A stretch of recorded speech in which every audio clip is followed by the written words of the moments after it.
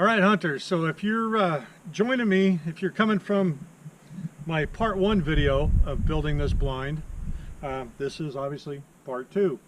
If you didn't see part 1, go out there and hit that link up above me up there and watch part 1 first so you can see how I build these frames. What I'm going to do right now is I'm going to go ahead and assemble this whole thing for you on camera so you can see it actually go together. And then we're going to lay out and cut in for the sill for where the windows will be on either side. And when I get to cutting that, I'll explain to you the numbers that I chose for my sill height and the things that I need to pay attention to when I'm cutting and putting all this together. So as you can see, I've already got one of the bottom pieces in here. I'm going to go ahead and put the other bottom piece in, and then we'll put the top pieces in.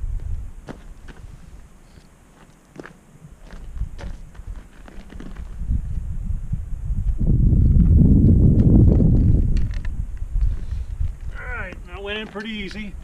Like I said in part 1, all of my pipes are still a little bit tight. I've purposely left them tight. I can work on this as I go if I need them to be any looser, if they begin to loosen out. Now, one of the things about PVC is when you're putting it together, especially if you're twisting it in the socket, if there's dirt and stuff in there, it'll actually begin to build up and it'll make it very difficult to get the pieces together. So part of the reason why I'm telling you to sand them so they're kind of loose, not sloppy, but kind of loose.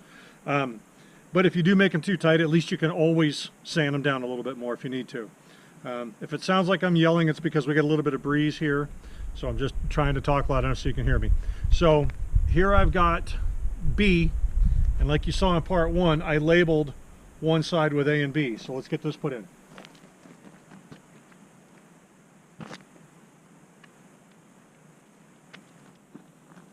And also, like I said in part 1, I'm only labeling one side because the other side would work itself out.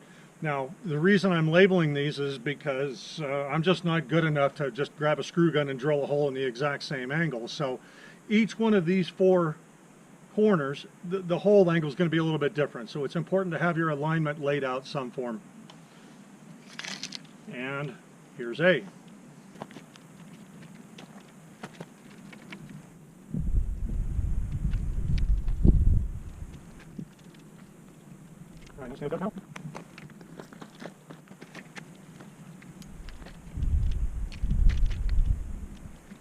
As you can see, if you did watch part 1, putting these pins in and being able to take them out is a lot easier when you got both hands free instead of trying to do it with a camera. So I'm set up on a tripod today so I can show you all of this.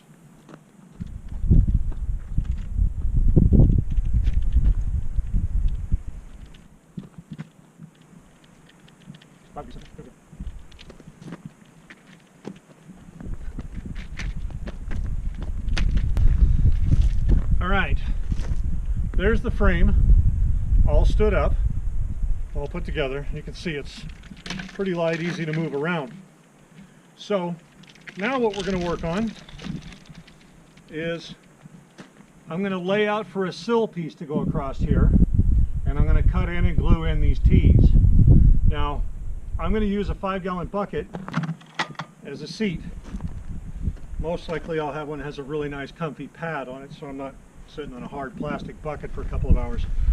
So for my height and what I'm going to be using as a chair, I sat down, put a rifle out as if I were going to rest it on this sill so I have a comfortable gun rest, and that gave me 40 inches. Alright, so I'm using the 1-inch T's on the 1-inch frame pieces, and I don't know if you'll be able to see in there, but the pipe only goes in so far and it stops, and that leaves a space in there where if I didn't cut out that same distance, then it would extend the height of this by that same amount. So I have on 1-inch fitting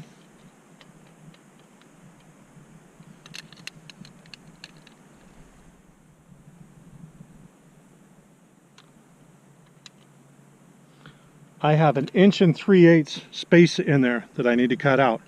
So I'm going to measure up the 40 inches to the center of my sill, and then I'm going to split that with the 1 3/8, and I'll cut that entire piece out, and then I'll put the T's in.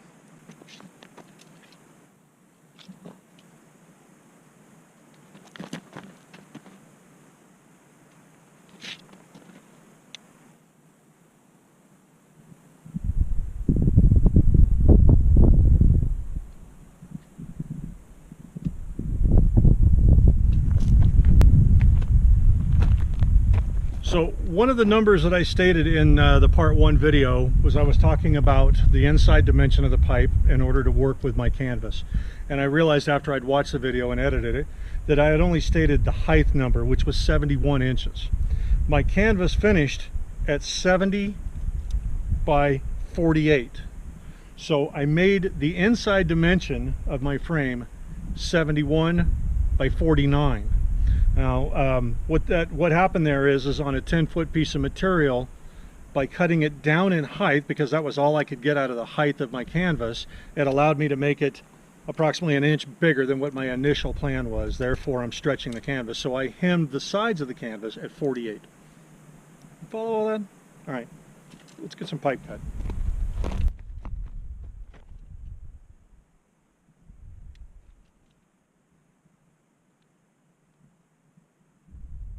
So the reason I tell you that is right now what I'm going to do is double check my method. Make sure that I put this all back together. I haven't rubbed it. Measure the dimension myself before I cut all this. I'm actually measuring 49 1/4 inches by the time it's all together, so I'm going to maintain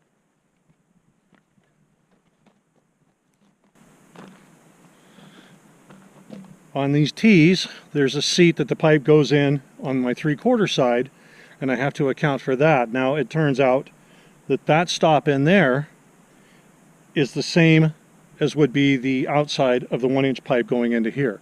So I will cut my sill at 49 1/4 inches. Following all that?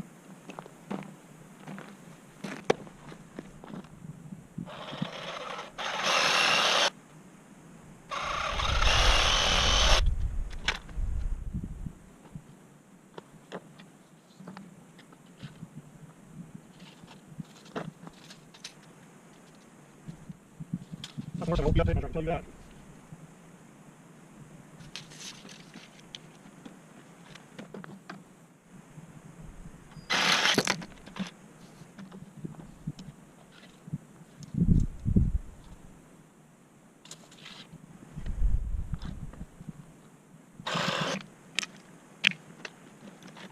I'm going to take my key, I'm going to put it on my sill piece. We'll look at that part.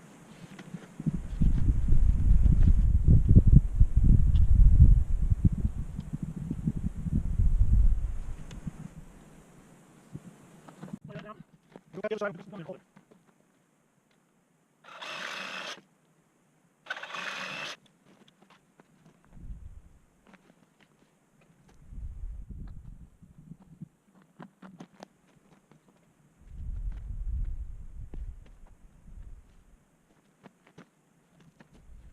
don't know if the camera shows it, but this thing's spread a little bit. That's because I don't have the T's pressed all the way down because it's not glued yet. With this pipe fits pretty snug. So as we glue stuff up, it'll go together proper.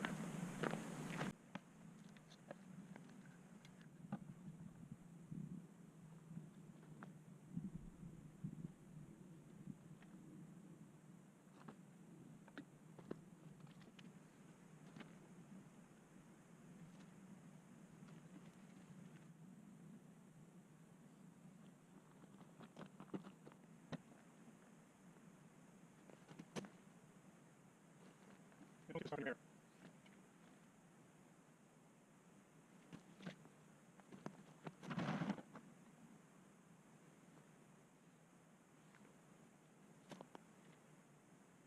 Whatever you're doing, so we can hold just for a moment, make sure everything's good. Now, the middle part. That was easy.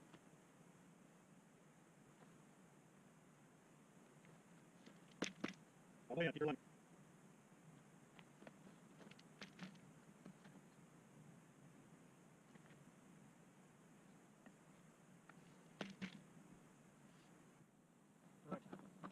Straight line, straight line.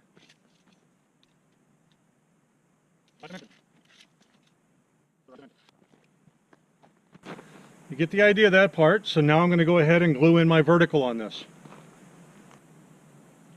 No real critical dimension on this, at least for my build. I'm just going to go about middle. It's 49 1/4. I'm just going to go 24 to it. And that'll be off of my fitting, so I'm not concerned about it being dead center. Alright, got the idea? When I stretch my canvas across this, I'll be able to cut out an operable window. I can hold this open. I hadn't really thought too much. I think I'm going to put a little piece of wood or something just to keep this weighted down, and I can just lift it up and hook it up so I can see. But there's my blind. Sitting in a low spot. From here,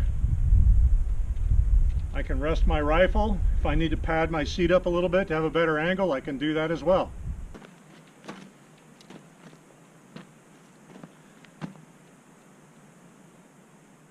All right, so here's the entire frame structure. Window sills with an upright to support everything, both sides. See how easy this is to carry. Even with the covers on it, you can reach right through your openings, pick this up. One person could lift this up and get it into the bed of a pickup if you had to move stands real quick.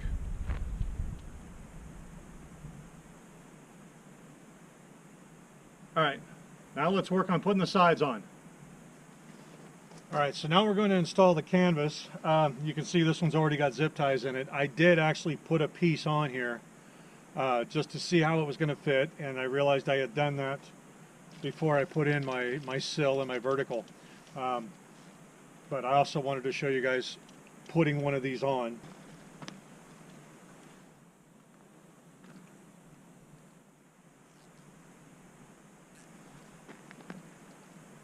Whenever using zip ties for something like this, I always put them in pretty dang loose. There's a lot of play in there. Get everything all on and hung, and then you can adjust it as you need to.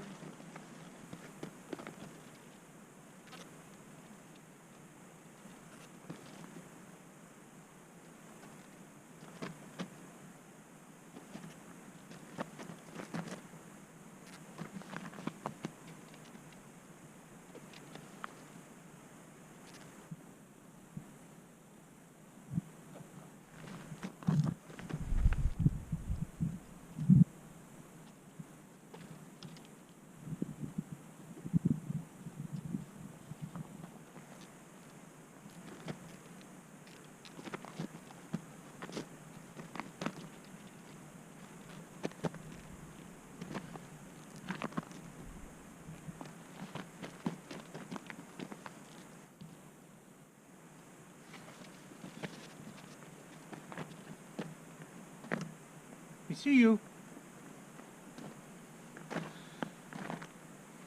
So obviously you can put on as many zip ties as you want, get this as tight and straight as you need it to be. For the purpose of this video, that's all I'm going to put on there. I just want you to see that going together so you understand what I'm talking about. I can see that we need to stretch this a little bit.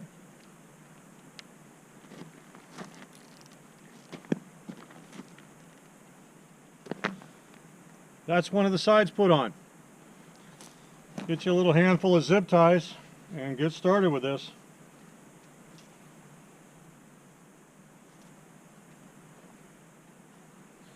One of the nice things about using zip ties for this is if you have to take this off, say you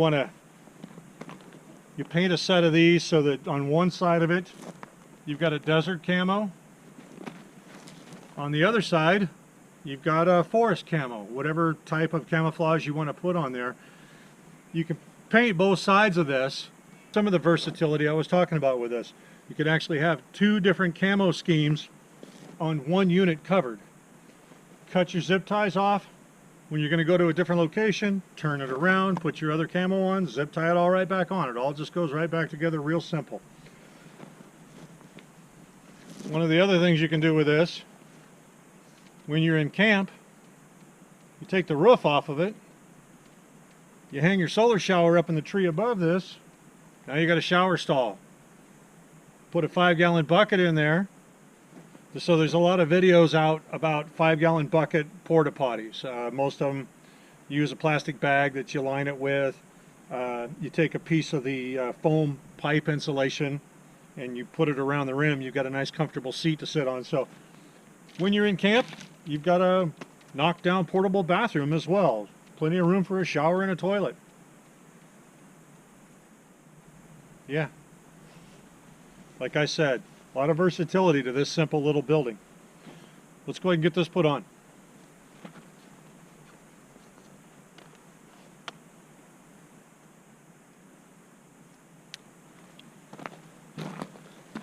So I'm just cutting a tiny little hole right below the seam. I don't want to have a big cut. I want to make just enough room for a zip tie to get through there.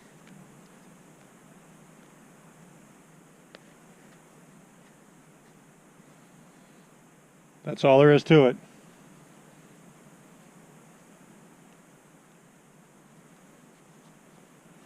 I personally like to keep my fingers in the way of the knife. That way I make sure I don't cut too much.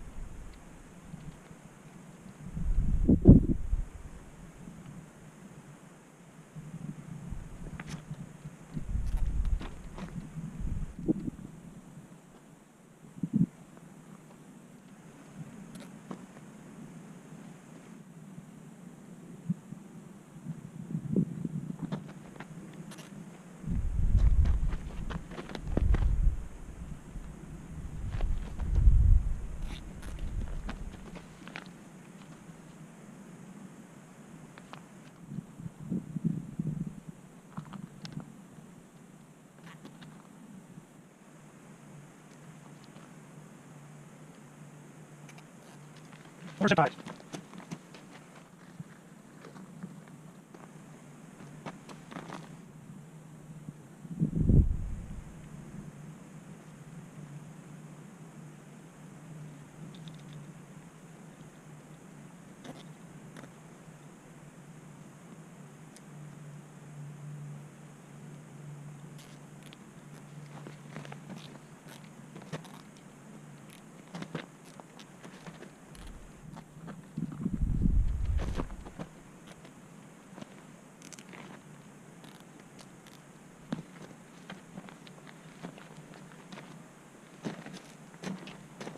There you have it, side 2 covered. So that's going to conclude this video. Like I said, it's going to take me a little bit more work to do the other sides, where I want to hem around this top and bottom piece so that I can slide this open and closed. I want to thank you for joining me on this. Be sure, give us a thumbs up, hit that subscribe button down there if you haven't done that. Hit the notification bell so that you get notifications when I do upload a new video. You don't miss anything. And stay tuned. Let's see what happens next. Thanks.